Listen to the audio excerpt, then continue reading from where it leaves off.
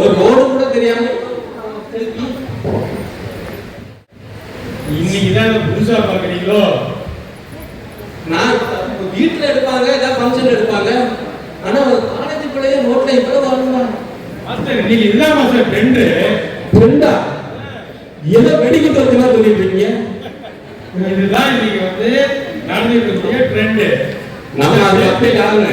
Selfie எடுத்து நீங்க post பண்ணீங்கன்னா அது தூக்கமே வராது சார். தூக்கமே வராது.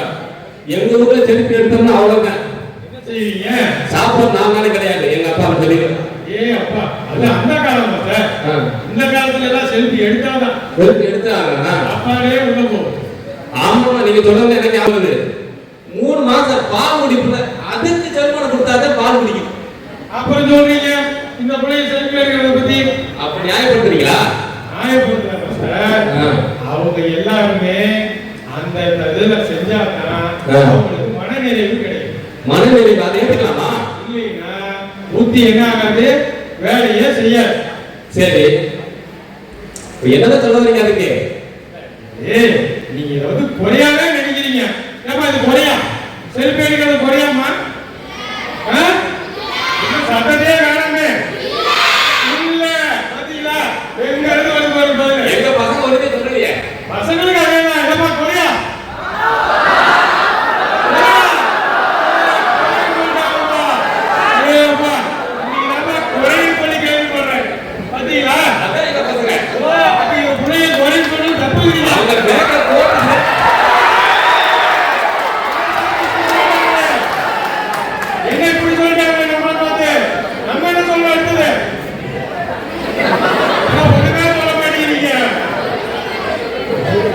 இது எதுக்கு நாம எதுக்கு எடுத்து போடுறோம் அப்படிங்கிறது உங்களுக்கு தெரியும்ல?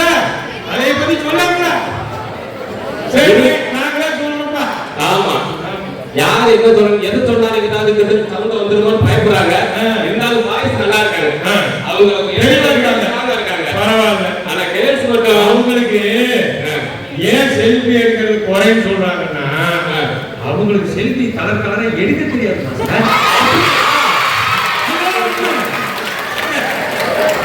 நம்ம பசங்களுக்கு தெரியாதா?